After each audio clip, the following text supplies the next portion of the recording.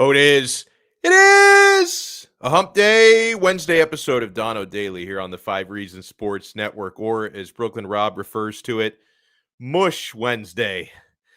We're not doing any live betting picks on this episode. We do those primarily on Thursdays and Fridays, so I will not be mushing anything today, but welcome aboard to everyone who's already joining us in the live chat. The live chat was a little bit late to assemble today. Usually we've got people talking hours before the show starts. Today, merely minutes before the show starts. But hello to Big Dan 305.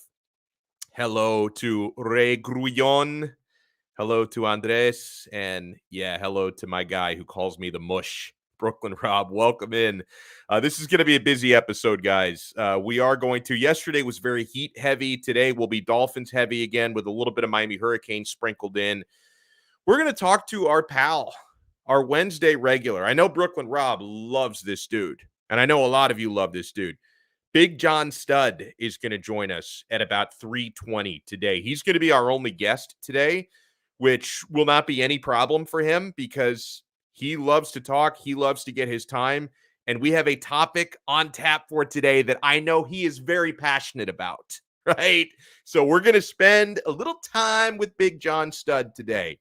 So, I figured we're going to get strong opinions from the audience on this one, given I titled this episode, Did Brian Flores Sabotage Tua Tagovailoa during his time in Miami? I think we've all come to realize, we've all been reading about this now for a week and a half since Flo was let go. We've all come to realize that differing opinions on Tua were one of the things that got Brian Flores canned. I don't think it was the only thing. Right? I mean, him not getting along with Chris Grier, Tua, I'm sure, was part of that. You know, Flo not believing in Tua and Grier wanting to justify the guy that he drafted at 5th overall in 2020. I'm sure that was part of it. I think there were other ways where they didn't mesh on roster construction. They couldn't get along. You know, Flores, as a my way or the highway type of coach, he had some difficulties communicating with his players, which, you know, in 1972, that probably wasn't that big of a deal. But in 2021 and 2022, apparently it is a big deal. Communication, you know, people are softer nowadays. So you don't want a my way or the highway type of coach. But yeah, I think we've all come to realize that part of the reason why Brian Flores is no longer here. Some of you think it's a huge part of the reason why. Others think it's a piece to the pie, but not everything has to do with Tua Tagovailoa. And I see this question come up a lot in recent days. Did Brian Flores sabotage the young Miami Dolphins quarterback? Now, Webster's dictionary defines sabotage as, quote, the act of destroying or damaging something deliberately so that it does not work correctly. So one of the big questions you can ask about Flo is, was he making things more difficult than they had to be for Tua deliberately, or was it mostly incompetence? Now, the reason why a lot of people say it was deliberate is because Brian Flores was the biggest advocate in the Dolphins facility for acquiring Deshaun Watson, that Brian Flores desperately wanted Watson. You had the Armando Salguero report that came out this week saying that Brian Flores had told people going back to the end of last season in the Dolphins facility, quote, we cannot win a Super Bowl with this guy being Tua. So do you feel that Brian Flores was trying to deliberately damage or weaken Tua's claim as starting quarterback of the Miami Dolphins because he wanted to fulfill his agenda of saying, you see what I have to work with here? This is why we have to go out and get Tua Tagovailoa. I tend to agree a lot with what Patricia is saying here. I don't know about sabotage, but he definitely didn't help Tua. So that's a big question, deliberate or not deliberate, because I can certainly go through a number of different factors where I thought Brian Flores did not do right by Tua. In fact, I've got 7 theories that I want to go through, 7 theories of how Brian Flores allegedly sabotage Tua. I'm going to go through these one by one, and I'm going to tell you if I think this is valid or invalid. As in, is this a valid criticism against Flores trying to sabotage Tua, or is this invalid, either false or overstated? And I want to go through all these one by one, man. So let's see. First factor. Brian Flores didn't handle the Deshaun Watson conversations very well with the media leading up to the trade deadline in November. He allowed speculation to grow.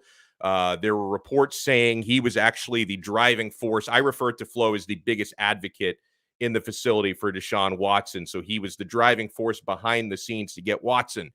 Now, I'm going to say what I said yesterday.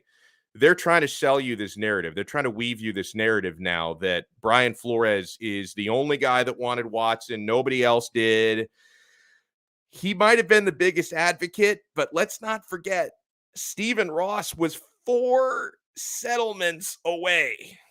Deshaun Watson felt like he could deliver 18 out of 22, and Ross wanted 4 more settlements before he would sign off on that trade. So you can't tell me that was all Flo. Flo might have been the biggest advocate, but you can't tell me that was all Brian Flores. And another part of it is Tua having to deal, because between September and November, Tua had to deal with a lot of outside noise, right? A lot of speculation. Is this really your starting job? Are they trying to replace you? And I get it, and I've said this before. Yeah, Tua Tagovailoa is a grown man. He should be able to deal with that part of football because everyone's replaceable in the NFL unless you're Brady or Rodgers or Mahomes, somebody like that, right? But I am willing to admit that a lot of players struggle with their mentality when it looks like your boss, aka your coach or your GM or your team owner, is actively trying to replace you. So I will say this criticism is valid. I will say it's valid to say Brian Flores not handling the Deshaun Watson stuff very well did make things harder mentally for Tua. I will say that one is valid. That's number one. Number two, this is another one of the accusations. What about last season, Flo benching Tua twice for Ryan Fitzpatrick last year? Tua starting games, Fitzy finishing games. Now, the way I look at it, guys, going back to last year, Brian Flores, he was trying to win football games. And yeah, sometimes it came in the Denver game that the Dolphins still lost or the Raiders game that they ended up winning. It did come maybe a little bit at the expense of Tua's development, but I didn't have a problem with that because Flo's primary job is to win. In fact, I think any of us could have said last year, Tua's rookie year, any of us could have said, you know what? Ryan Fitzpatrick is the better quarterback right now. And if you were going based on merit, if you were going based on who gives us the best chance to win, Ryan Fitzpatrick was the guy who gave you the best chance to win. So to be fair to Flo, when you're talking about developing your starting quarterback of the future, I think it's cool that he gave Tua as many starts at as much time as he did, right? He gave Tua starts at the expense of Ryan Fitzpatrick, probably being the better quarterback last year. And yeah, there were a couple of games that were close and Tua was playing poorly. And you put in Fitz late in games to try to win them. It didn't work against Denver. They still lost that game. Fitz threw an interception when he came in. But it absolutely did work against the Vegas Raiders last year. Tua, they were tied when Tua got benched, and you're not winning that game if not for the Fitz miracle that Ryan Fitzpatrick pulled off in that game. So I will say that this criticism is invalid. I didn't really have a problem with Brian Flores pulling Tua out of games when he was playing very poorly in favor of Ryan Fitzpatrick to try to win games. A lot of people hated it. I thought it was actually cool that Flo was giving Tua so much playing time, okay? Number 3, it's being now widely reported, and by the way, my guy Big John Studd, who's joining us today, he told me this months ago, and I had to sit on this info, but it's being widely reported now that Brian Flores had Tua tested 4 times for PEDs during a really short period of time in the offseason last year, which is that's not normal. Like having the same guy within the period of a couple of months tested 4 times for PEDs. He passed all of them, by the way.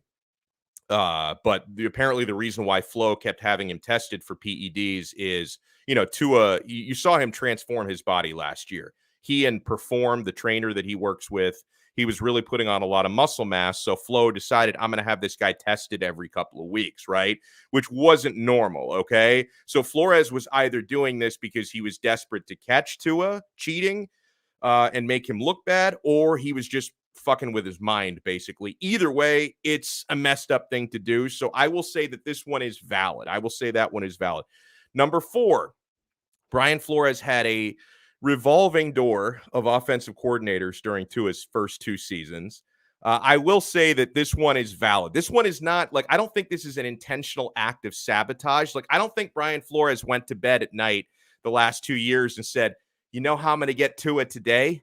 I'm going to bring in another offensive coordinator. Like, oh, I can't wait to screw Tua over. I'm going to fire this guy, or I'm going to pressure Chan Gailey to resign. And then I'm not going to bring in one. I'm going to bring in 2, 3 OCs.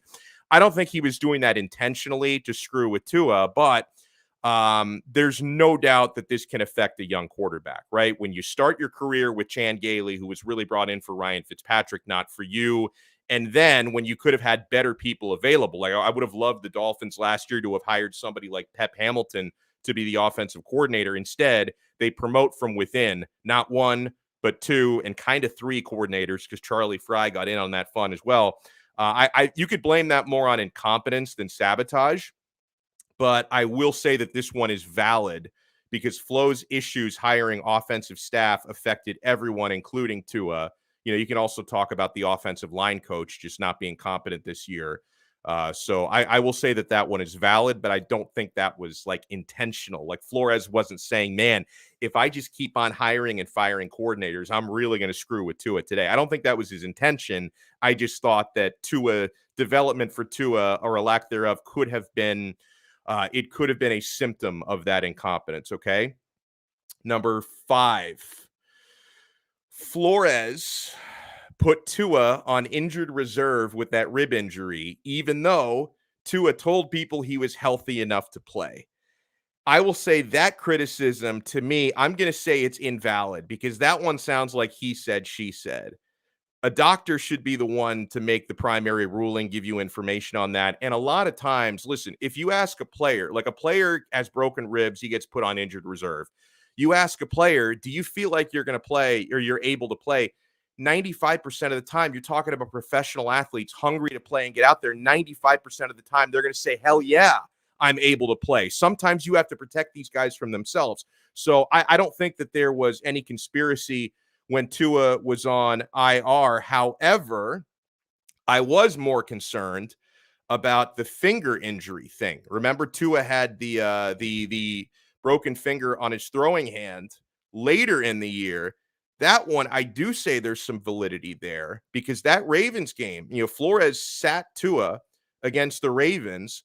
Our guy Jacoby Brissett, who sucked so hard this year, had a terrible time. So then Flo actually replaces Brissett with Tua in the second half. And listen, it looked to me like Tua was good to go. Even if there may have been some issue gripping the football with the throwing hand, he was the better option than Jacoby Brissett. So you couldn't tell me for that Ravens game that Jacoby Brissett gave you a better chance to win than Tua. It's patently false. So I think there was something there. I don't think there was a conspiracy for the injured reserve thing with the rib, but there might have been something there with the Ravens thing, because Tua was the guy who gave you a better chance to win. Okay, so I will say that one is valid.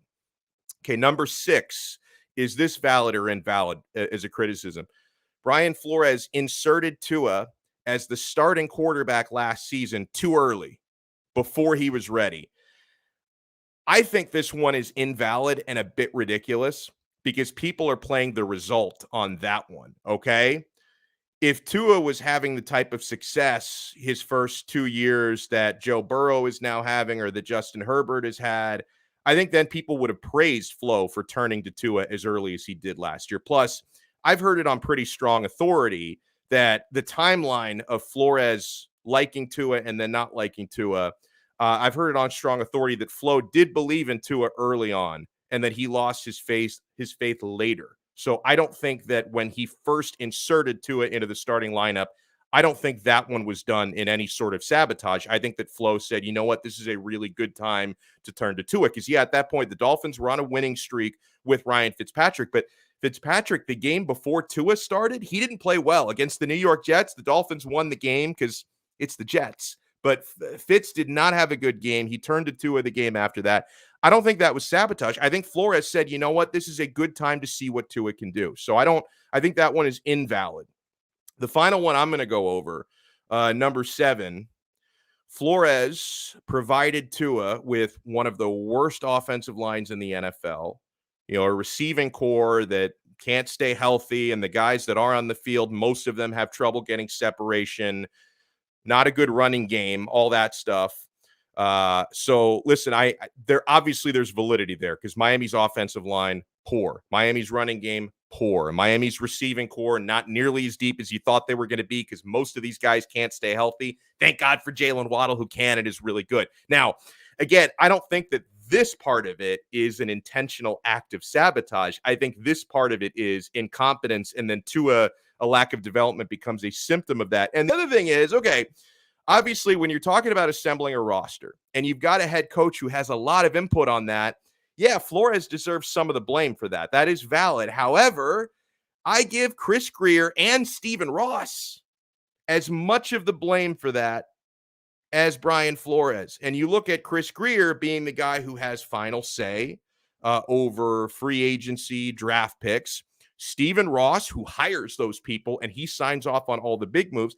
I have to give them blame for that as well. So if you're telling me, because some people weave this narrative that Chris Grier was basically letting Brian Flores pick whatever players he wanted. Flo, who are the free agents we want to sign? You tell me who to draft. You tell me who to trade for.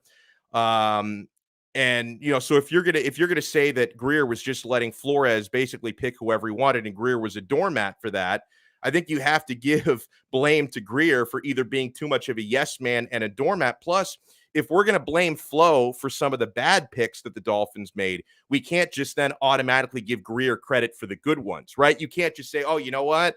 And I have, by the way, I have heard that Flores was the big Noah Igbenogany fan in the room, that Flores really pushed for him. Okay, that's fine. Grier had to sign off on it to draft him. So if you're going to say, oh, the bad picks like Igbenogany and Austin Jackson, those were on Flo, right? But then the good picks the Dolphins made, oh, this Javon Holland is really good. Jalen Waddle, Jalen Phillips, really good. Those were Grier picks. How do we know that for sure, right? If Brian Flores was the one really influencing who Grier went for, don't we have to give credit and blame to both of them for the good players and the bad players? And like I said yesterday, if all Chris Grier actually does is just say yes and do whatever the head coach says to do, you sign me up, Stephen Ross, and I will do Chris Grier's job at half the price. If all I have to do is come in and say, hey, Flo, or whoever the next head coach is, who should I draft? Who should I sign? Then yeah, I would love that. Rush Music says hot take central. Well, we do that sometimes here. We do some hot takes. So, okay. The summary after I went through those 7 criticisms, obviously, I think some of them are valid. A lot of them are not valid. Here's the bottom line. Even for a Tua Tagovailoa skeptic like me, I'm not a Tua-neer. I'm not a full-on hater. Even for a Tua skeptic like me, I've got to say that it is very important for a head coach to do whatever he can to put his starting quarterback in a position to succeed. Okay? That's his job. If Tua Tagovailoa is your quarterback, the head coach must fully commit to him. I don't think Tua personally is ever going to reach a point where people say, yeah, that guy was worthy of a top 5 overall pick. I don't think he'll ever get to that point. That doesn't mean you can't win with Tua, right? You've got to build the right team around him, but I don't think we're going to be looking at Tua 5-6 years from now and saying, I'm glad we took that guy and not Justin Herbert, or I'm glad we took that guy and weren't in position to draft Joe Burrow. I don't think he's going to be putting up the numbers those guys put up, but he can win with the right things around him. But regardless of that, man, I don't think Tua is ever going to reach that point if he's got a coach cutting him down at the knees. That's a fact. So honestly, guys, as a Miami Dolphins fan, I cover the team, but I love the team. I root for whoever puts on the jersey, and I root for whoever is coaching the team and whoever's running the front office, because I want these guys to win. I want harmony. I want alignment. I want winning football. Yes, I have a lack of belief in Tua Tagovailoa. I think he has physical limitations that's going to make it harder to win with him than some other quarterbacks in the league. Clearly, Brian Flores had a lack of belief in Tua, but that should not have stopped the head coach of an NFL team from doing whatever he can to put all 53 players on his roster, including Tua, in a position to succeed. So I think eventually, and I hope it doesn't go down this way, but I've seen it go down this way with every quarterback we've drafted or signed since Dan Marino. I've seen it go down this way. So I think the eventuality is someday the Dolphins are going to move on from Tua, but I hope that only happens when a clear upgrade is available and only after you've given him every possible bit of help he needs to succeed in this league. And if you've got a head coach that's cutting him down at the knees, that's not a good recipe for success.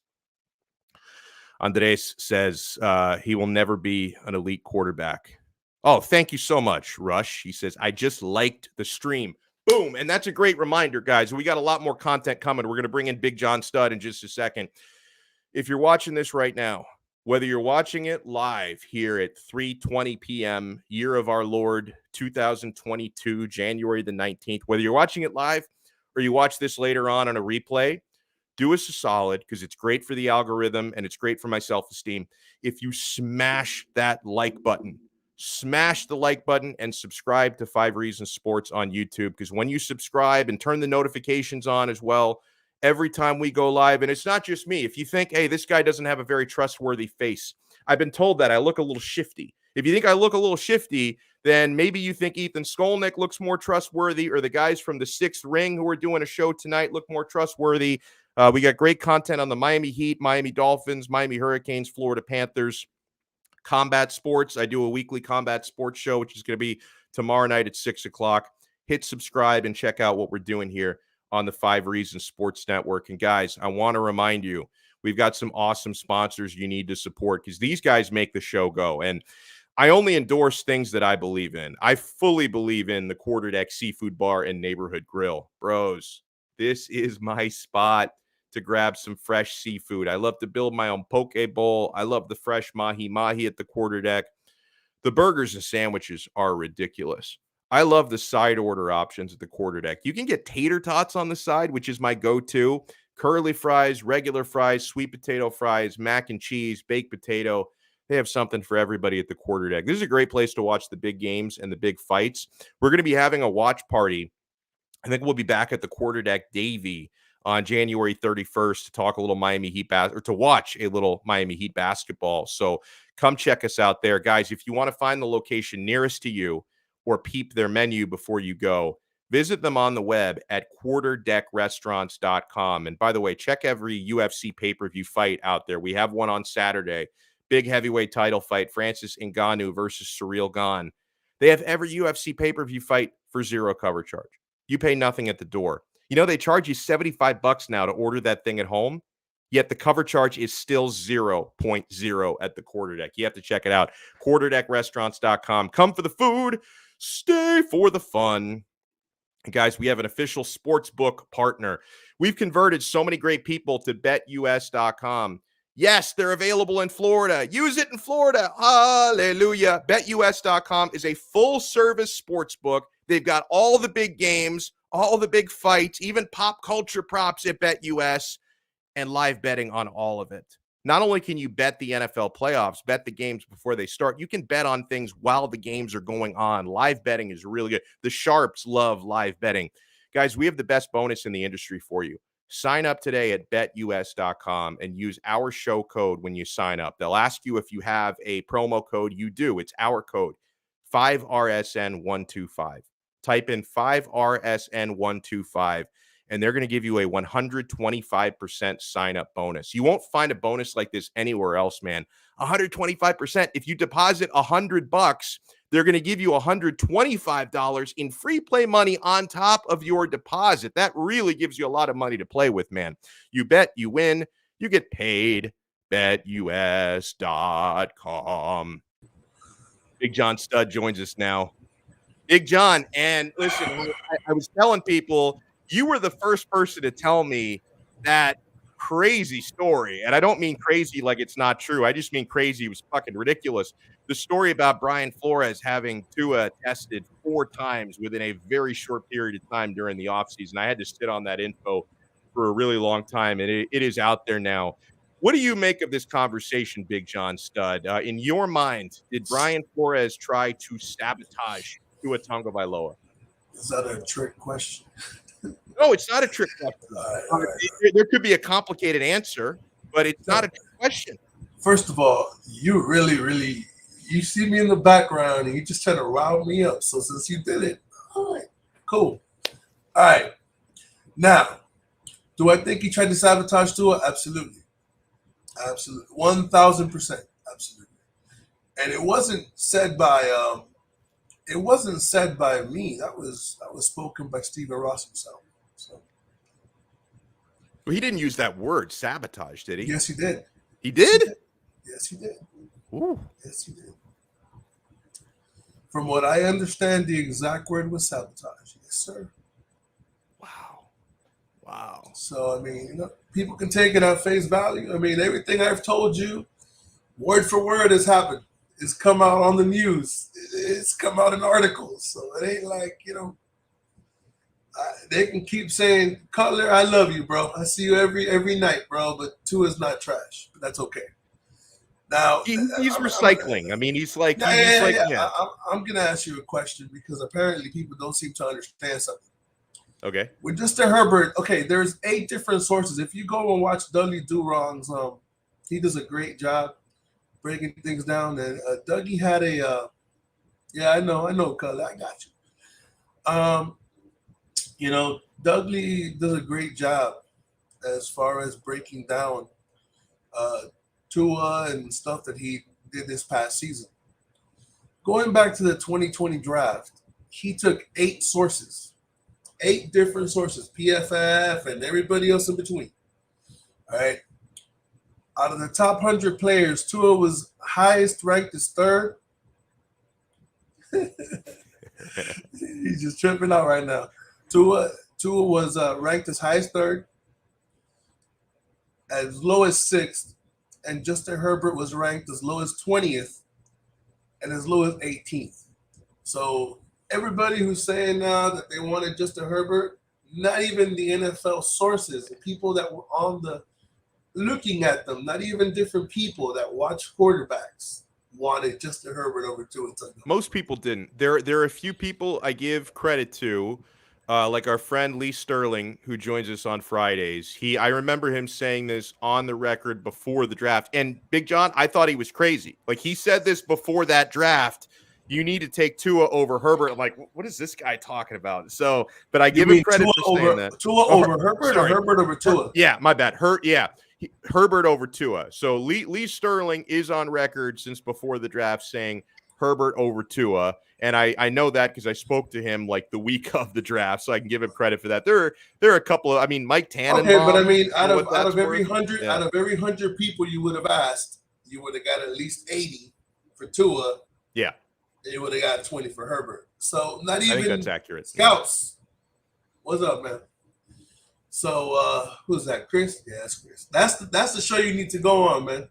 It's a great show. You need to pop up and shock everybody, and As long as he doesn't do the show late at night, if he can accommodate me like to be finished by like 9:30, I'm good. Because you do, Big John, you do that other show sometimes, or is that his show where like you told me you're up till like 2 a.m. on one of these shows recently? I want no part of that. I know. And he's listening to you, so he probably could accommodate you. Trust me. When Mr. Miyagi holds a class, Danielson goes. But I was listening to everybody who says, "See, there you go." I love it. No, we'll make it happen. I'll go on. I went on somebody's show today in Houston because he was asking me about Brian Flores because he's one of their candidates. So yeah, I do other people's shows whenever I'm able. I enjoy it. As far as you saying that Tua can't be elite, I was gonna ask you the question and we got off topic, but Here goes my question. In college, Justin Herbert had no weapons, right? Tua had all the weapons. Now in the NFL, Tua has no weapons. Herbert has all the weapons. And when they had weapons, Tua was better.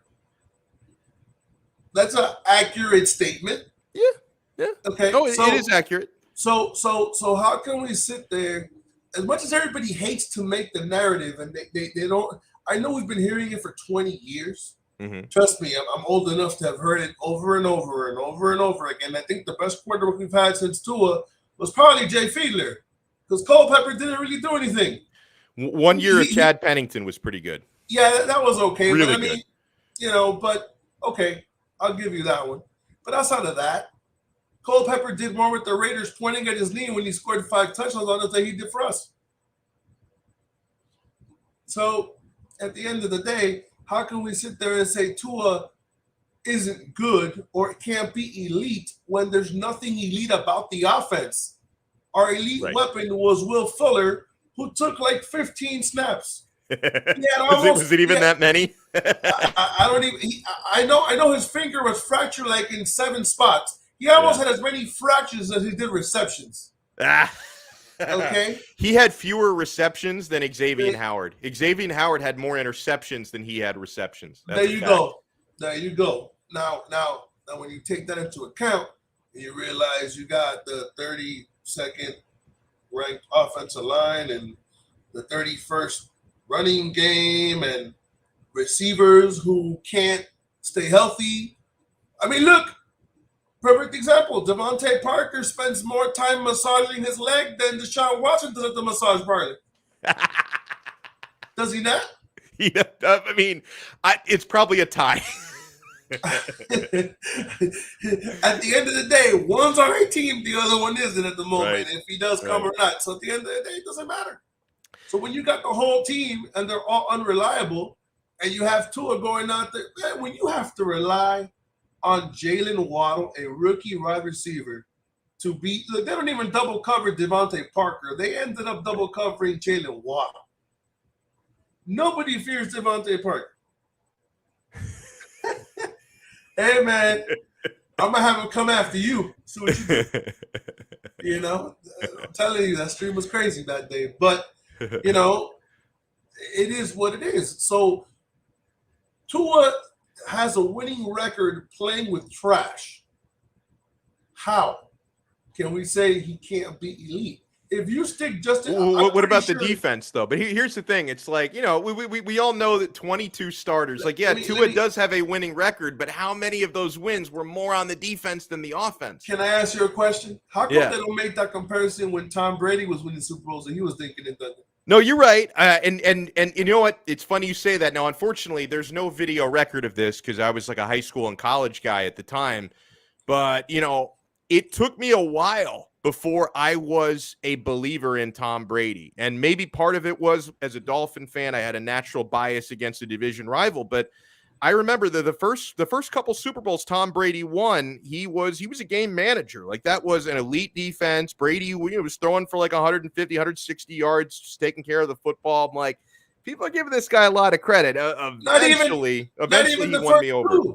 Not even the first 2. Did they not win against the Rams and the defense dominated? Oh yeah, late, years later. That's right. So at the end, so that's when Brian Flores unveiled the amoeba defense on the Rams, and they couldn't score. Mm-hmm. So at the end of the day, you need. It doesn't matter whether you did it because of the defense or you did it because of the offense. The bottom line is, if Tua throws for 109 yards in a Super Bowl and we win, does anybody care? No.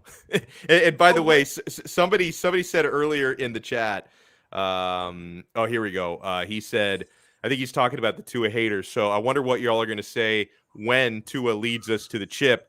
Let me say something. And I can only speak for me. I will celebrate, right? And Big John knows this. I'm a skeptic. I'm not a Tua hater. I don't have any agenda against this guy whatsoever. I'm just a skeptic. If he wins a championship here, even if he throws for 98 yards in the Super Bowl, I will celebrate. I will buy his jersey. I will fully be proud of that. I asked this question on a past stream. I'm going to ask you. I want to hear your answer. Sure. The game against Atlanta, which everybody seems to pass over and gloss like it didn't exist, when he threw 4 touchdown passes, right? Yeah. And he came back and he was winning by 1 point with 2 minutes left. If the defense shows up and wins that game, and the Dolphins are in the playoffs or would have been in the playoffs this past weekend, do we view Tua differently? Probably. And who floundered there? The defense. Oh, and who floundered the week before that? The defense. Tua wasn't that great in the Jacksonville game, though. He's all right. It doesn't matter. He threw an interception. He came back. Tua has one thing. He has a very short memory. He makes a mistake, but he makes up for it. Yeah. So except not in the Tennessee game, but yeah. You can throw it. Well, Nobody played good the Tennessee game. Fair. I played better watching it than they did on the field. Let's keep it 1,000. When Tua makes a mistake, they magnify it. When the defense wasn't playing good, it was Xavier had a hamstring, and Byron Jones was at the strip club, and all these bunch of excuses. Who cares? The defense didn't show up. They didn't show up. But I guarantee, look, Tua was available to play the Colts game. They didn't play him. Brian Flores didn't want to play him. He was available to play. He could have played the Tampa Bay game. They didn't play him. We still would have gotten crushed in that one, but yeah. That doesn't. The bottom line is, if Tua plays either the Colts game, I'm pretty sure we make the playoffs. If the defense holds against Atlanta, we make the playoffs. But you can still, though, just making the playoffs, that doesn't automatically mean you've got the right quarterback. I mean, Andy Dalton made the playoffs in Cincinnati. I mean, it's like, okay. Nobody says that, but we haven't been to the playoffs in 20 years. Oh, we've been to the playoffs. We haven't won a playoff game in 20 years. Been to the playoffs twice. Yeah. Okay, but at the end of the day, we've been to the playoffs, twice in 20 years? Yeah, twice, 2008 and 2016. So we make it every 8 years, but 2024 we're due. Let me answer Lance real quick. It's always excuses with Tua, right? I'm going to ask him a question. If we would have taken Justin Herbert with the way he would have come in last year with that team, he would have got destroyed. He wouldn't have won MVP. He would a Rookie of the Year. He wouldn't have put up all the numbers because he wouldn't have played the first 8 games. So people are just forgetting. It's always excuses with Tua, even though he's playing with shit. Do you see it, Keenan? Do you see it? But you can still, though, even if he was out of that situation, you would still see he's got a stronger arm and better NFL size, because I'm always hesitant about shorter guys with smaller frames. Justin Herbert has all of the physical tools. Tua Tagovailoa has to overcome a lack of physical tools with accuracy and hopefully intelligence and reading the field. You want to know why I don't agree with that statement? Okay. Because Tua's been doing it his whole life. So the Tua, it isn't overcoming, it's a norm. Well, yeah, but there's something to be said. There's something to be said about, and I know you referenced this earlier, but I'm not going to discount it. When you're a quarterback of the Alabama Crimson Tide and you've got the best college football coach ever, you've got 5 stars every position on the offense playing around you. There's something to be said for the help that you get with that. What's the point? Didn't Joe Burrow play at LSU with Jefferson and Jamar Chase? Sure, but you could also see he had a stronger arm and more prototypical size. But stronger arm doesn't mean better. Tom Brady doesn't got a strong arm. Not necessarily. It doesn't necessarily mean better. Yeah, I mean, listen, Drew Brees had an arm a lot like Tua, and he's one of the greatest ever. So I'm with you on that. It doesn't necessarily mean anything. But having a stronger arm and better size gives you a better percentage chance of succeeding in that league. Did Joe Montana have a strong arm? Not the strong, not like a Marino arm. No. I'm not done. Did Steve Young have a strong arm? No. Okay. Just picture Steve Young in Tampa Bay. How was he? John Elway did. Dan Marino did. Those are strong arms. Did Dan Marino win a championship? No, he didn't. Okay, so then that's off the table. I'd still take him over Tua. Okay, so so you would rather take the strong arm quarterback who throws for 1,000 yards but didn't win a championship. Tom Brady has no arm, can't run, but has 7 titles. He's got an. I mean, he doesn't have a cannon. He's got an arm. He's got an arm, Brady. Okay, all right. Tom Brady's got an arm. Didn't have the arm that Peyton Manning did, who had an arm and won Super Bowls. Oh. Okay. You got me, I guess. I don't think so, but I mean, what can I tell you? At the end of the day, Phillip Rivers had a stronger arm than Tua, right? Did he win a championship? No, he didn't. Had a great career though. I'll take. He's going to be a Hall of Famer probably. I'll take a Hall of Fame career. Okay. Tua hasn't won anything yet. Let's not pretend he's won anything already. I didn't say he did. I know. I'm just saying. Yeah. Everybody likes to make the excuse of, oh, he had all the talent in Alabama. These quarterbacks have all the talent everywhere. The only one who probably had talent, and because you can, I'm drunk and high. It's fine. Tom Brady does not have a strong arm, bro. I don't know what you're talking about. I don't know what you're watching. He doesn't have an elite arm. Like, if you're talking about elite, yeah. He's not one of these cannon arm guys. If we're going to talk about dink and dunk quarterback, Tom Brady dinked and dunked himself to 3 championships. Right. I don't understand. He won several others by not dinking and dunking. And now Tua doesn't have accuracy. I don't understand. This makes no sense. So because one game you can't hit a person, they don't have accuracy. We know what Tua is? Inconsistent. He does have accuracy. Tua's inconsistent, but then again... He absolutely has accuracy, by the way. There's no question about that. Then again, you're playing behind an offensive line that you don't know where they're going to hit you from because nobody can block. Yeah. If I'm playing quarterback, I'm trying to get the ball out. So I'll probably be inaccurate. You guys watched Josh Allen the other day have 10 seconds to throw a football. Do people not understand that for the routes to develop, there has to be blocking? Mm-hmm. Like if you have no offensive line and you have 6 leaks and 5 linemen, and I say 6 because there's not a running back on the team until Philip Lindsay came that could block. So you don't have to have a cannon, bro. No, you don't. You don't have to have a cannon. What you need to have is a running game and an offensive line that'll, I'll take Tua with a top 20 offensive line, not 32nd. Let me read this. By the way, we've gotten a few super chats. I want to get to all of them. Devin Jordan just sent us one. He says, ask Big John what happened in the Titans game when Tua was. I mean, you said everyone was awful in that game, Tua included.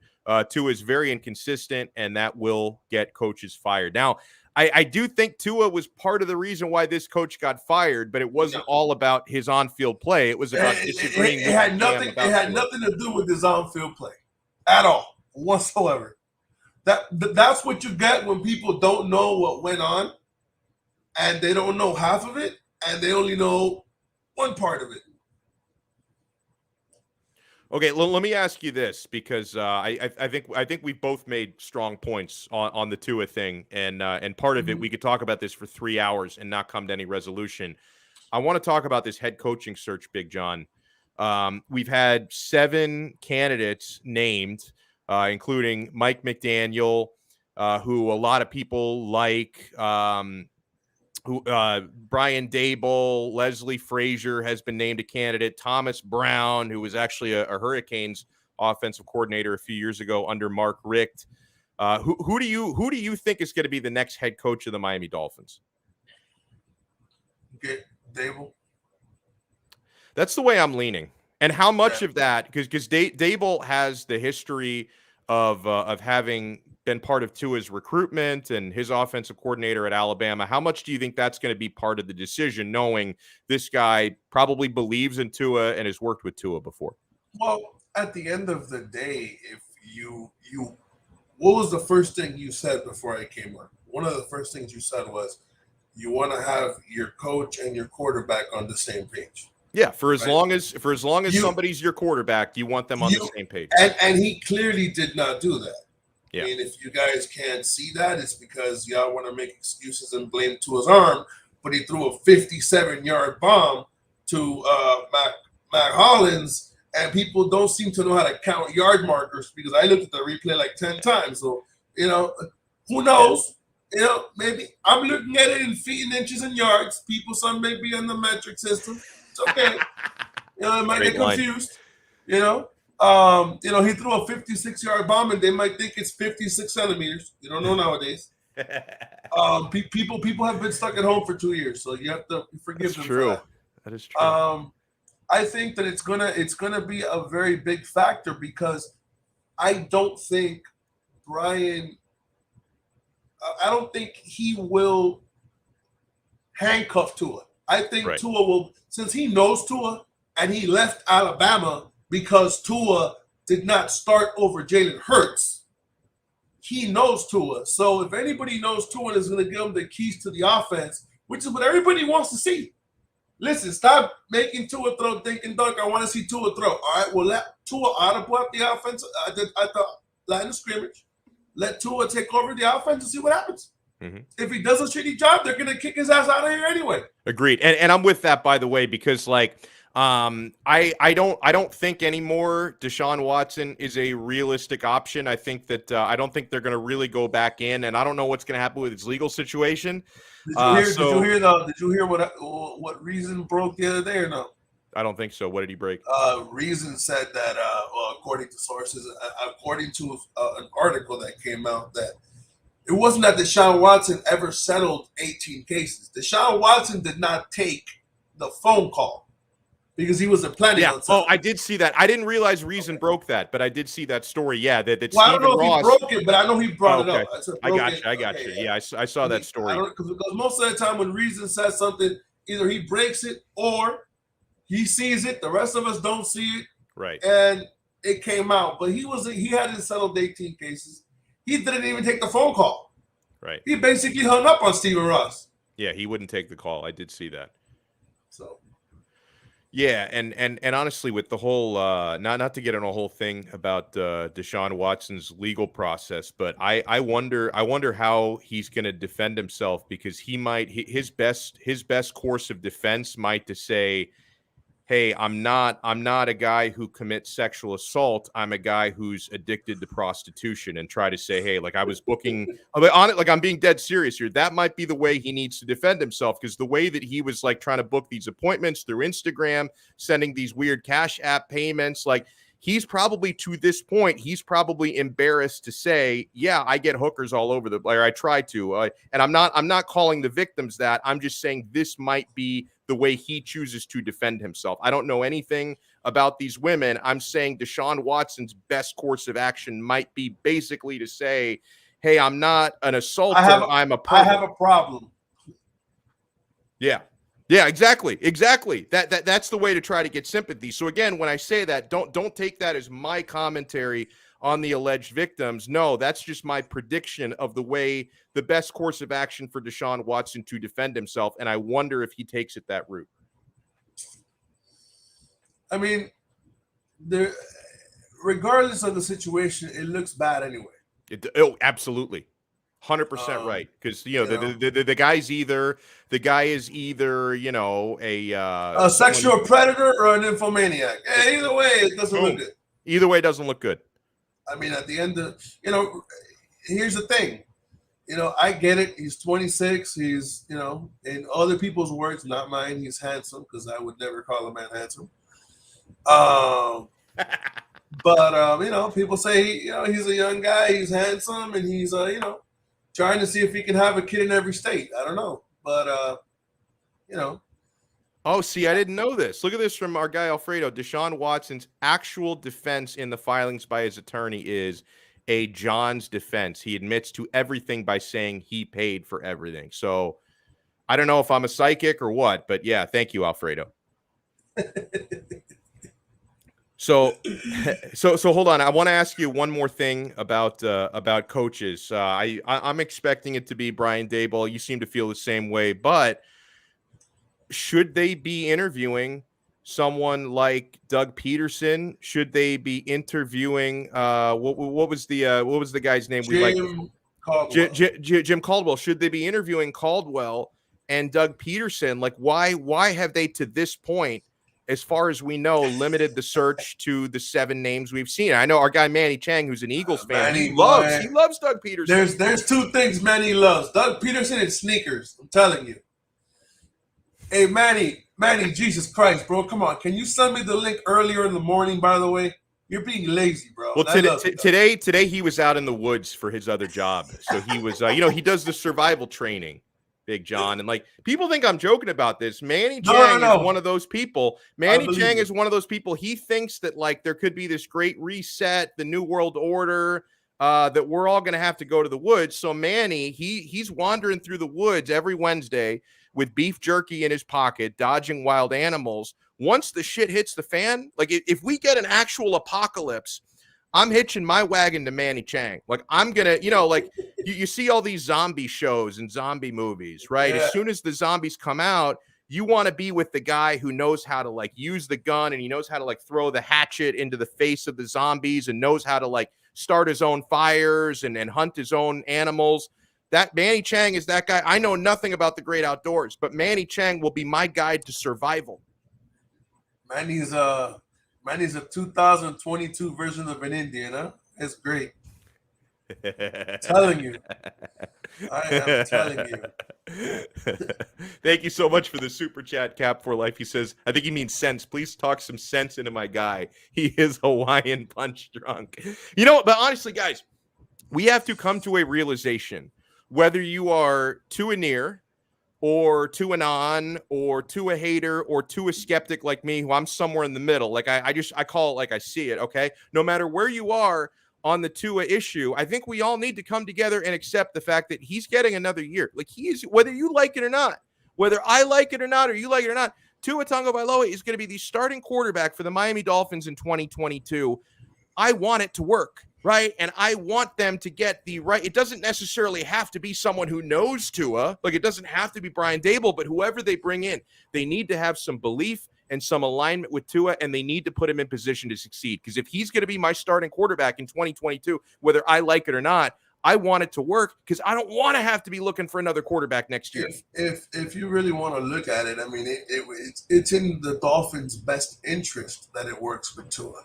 Yes. Tua's only on the books for like $9 or $10 million as a starting quarterback. Yes, you remember early in Russell Wilson's career when they were playing in and winning Super Bowls, the guy was dirt cheap and they had the Legion of Boom. Like they had so many expensive players because their stud quarterback was making like $900K. So yeah, I'd love to be in that situation.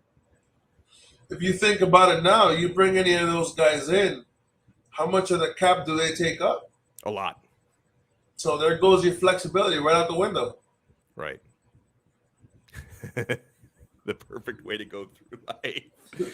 Oh man. So hey, I want to give you an opportunity if you go.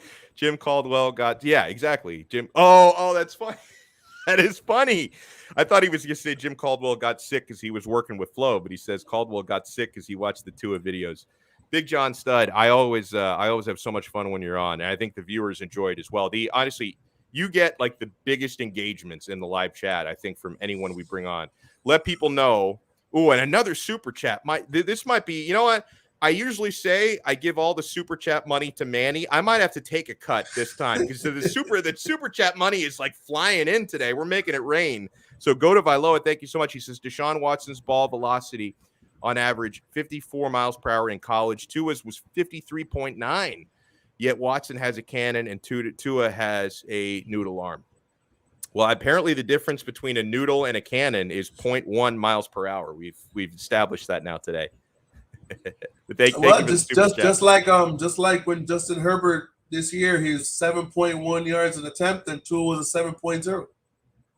That 0.1 makes a huge difference. In all seriousness, my friend, let people know where they can find you, your social media, which we've established is not actually what's on your page there. And if you're doing any more streams this week, let us know.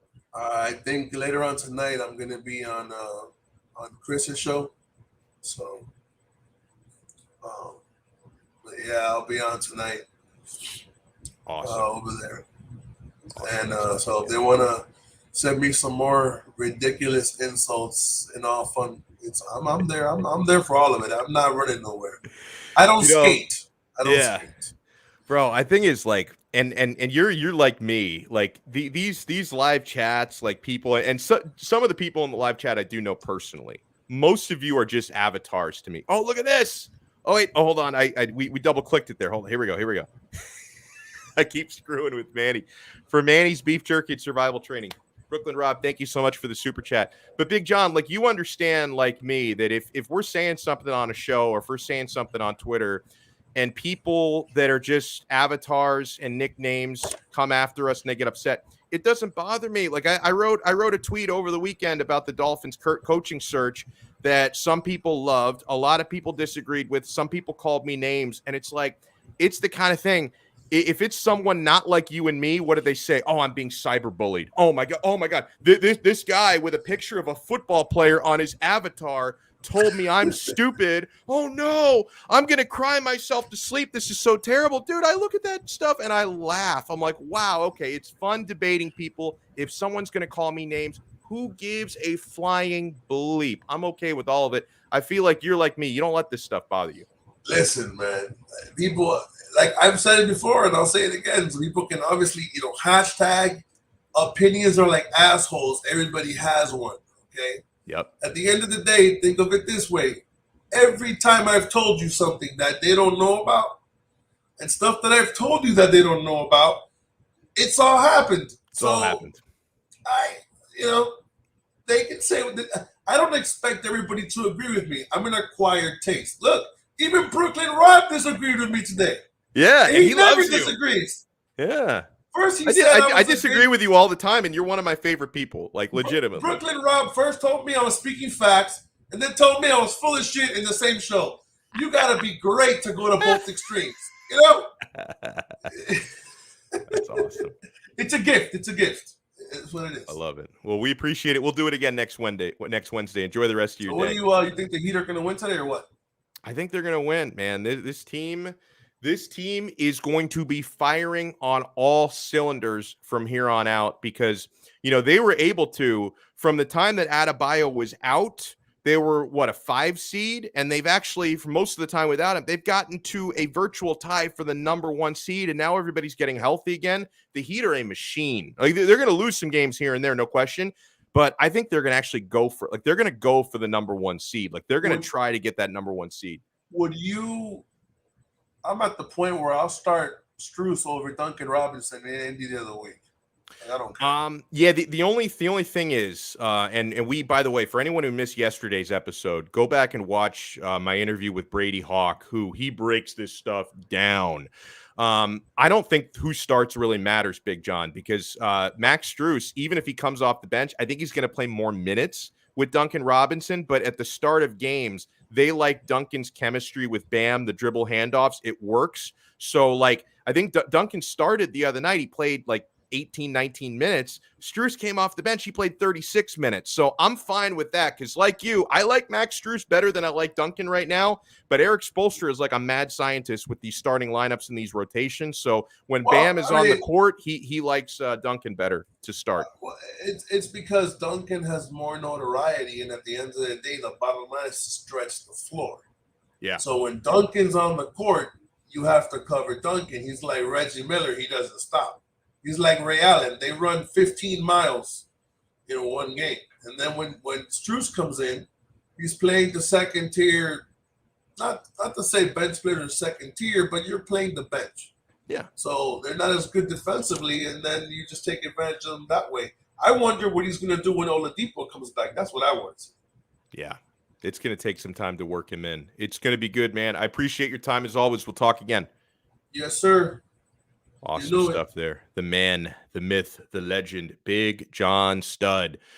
So we talked about the Quarterdeck Seafood Bar and Neighborhood Grill. We talked about BetUS.com. Guys, I want to talk about the official fantasy sports partner, the exclusive fantasy sports partner of the 5 Reasons Sports Network. And I'm happy they came aboard our show recently within the last couple of weeks. They had been a part of our 5 Rings Canes family for a while, and that is Prize Picks. Prize Picks is incredible. You've probably seen the billboards. You probably heard the commercials. Let me give my personal endorsement to Prize Picks because I believe in this service. If you're tired of losing in fantasy sports, times are changing. At Prize Picks, it is just you versus the numbers. It is the perfect place for you. Whether the injury bug ruined your season-long team, a lot of fantasy basketball going on right now, or you are a seasoned vet in the fantasy space. On Prize Picks, this is what makes them unique. You simply select a parlay of 2, 3, or 4 players and predict if they're going to go over or under their fantasy projection. So if you think someone's going to go over or under, you select it, you lock in 2, 3, or 4 players, and you make real cash. You can make 10 times your money for getting 4 predictions correct. Entries are so simple. They can be made in less than 60 seconds, and you can go cross-sport, by the way. You don't have to stick with guys in the same game or even the same league. You can select an NHL player, NBA player, NFL player. You can spread it across multiple sports and multiple leagues. Sign up today at prizepicks.com or on the Prize Picks mobile app, which is great, and use our code 5 when you sign up. Spell it out, FIVE. Use our code 5 and get a 100% match on your first deposit up to $100. Prize Picks truly is Daily Fantasy Simplified. Oh, Andy Cornell, thank you so much for not only making a donation, but he's classing up the joint. I fucking love this because usually when someone makes a donation, it comes out in the US dollars. We're getting donations now in pounds, baby. British pounds. I love it. Andy, thank you so much for the super chat and so much for joining in. He says, Ross, sell the team. It's all that's left to do. I mean, yeah, unfortunately, Stephen Ross means well. He means well. He's willing to cut checks. He tries really hard. Unfortunately, basically every person he's hired in every important position hasn't worked out. So that's got to be on him at the end of the day. Huge thanks to Andy. Huge thanks to Tony 2 times. He says, at this point, you're probably right, Andy. Ross has been amazing at everything other than find the best football people to run the team. And that's the most important part. That is the most important part. Let me throw out some quick shout outs because I got to go in a few. B Smokey, thank you so much. Joel Vargas, thank you so much. Brooklyn Rob, the man. Oh, no Jokic brothers spam today in the chat. Yeah, no Russian spammers today. I'm kind of sad because I feel like even though they're just trying to give us computer viruses, I think their clicks still count. Because I still think when the Russian spammer actually has to click on and start the video to send us their spam, and it's kind of a bummer if they don't show up. We don't get the click. So listen, Russian spammer, if you're listening right now, let me make a plea. This is Donno here. Come back. We miss you. We want you to come in and spam show. It's a beautiful, beautiful time. AB, thank you so much. Color commentary, we love it. I'm definitely going to miss some people today. I apologize. Don't take it personally because I'm going to throw shout outs. There's some people I'm going to accidentally skip over. I'm not doing it on purpose. Lance, thank you so much. Dashust, thank you so much for tuning in today. Go to Vailoa, who I think also made a super chat. We really appreciate that. We'll get to that in a little bit. Rush, thank you so much. Yeah, Brooklyn Rob, he's the MVP of the super chat today. We really appreciate it. Marcus, thank you so much for tuning in. Cap for life, you are also the man.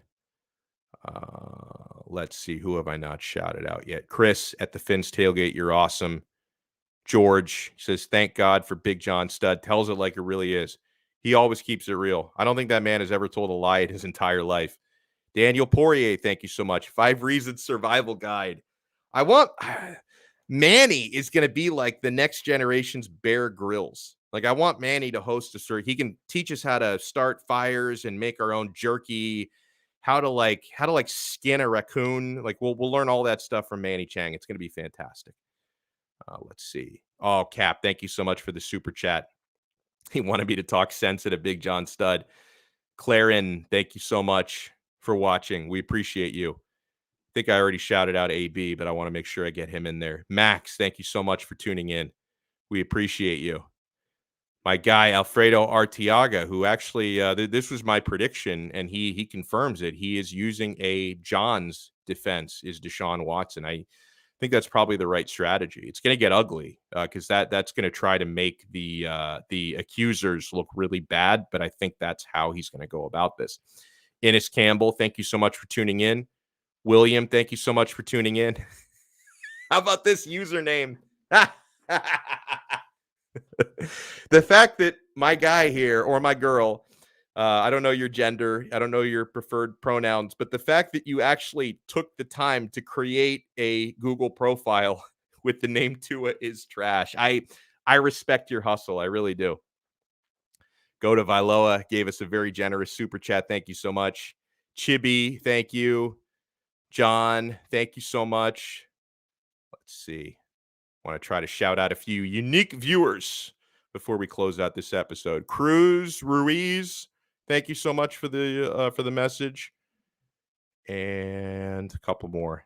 EM Dolphins, we love you. All on 561. I don't know how to pronounce that, but thank you for tuning in nonetheless. Max, thank you so much for tuning in. I may have shouted him out already. Sometimes we get repeats and then we skip over people. It's a big mess. Indeed, thank you so much for tuning in. Cap, thank you for the super chat. Hold on, like 2 more. I swear these are the last 2 we're going to do here, and then we're going to sign out for the day. Who else? Real Deal, Chris. All right, let's do one more. We're going to do one more. Gotta find someone I haven't shouted out yet. Andres. All right, that'll do it. If I missed anybody, I apologize. Justo, I stuck in another one. Thank you so much, everyone, for tuning in. We'll do this again tomorrow, 3 p.m., right here on the 5 Reasons Sports Network. Ciao.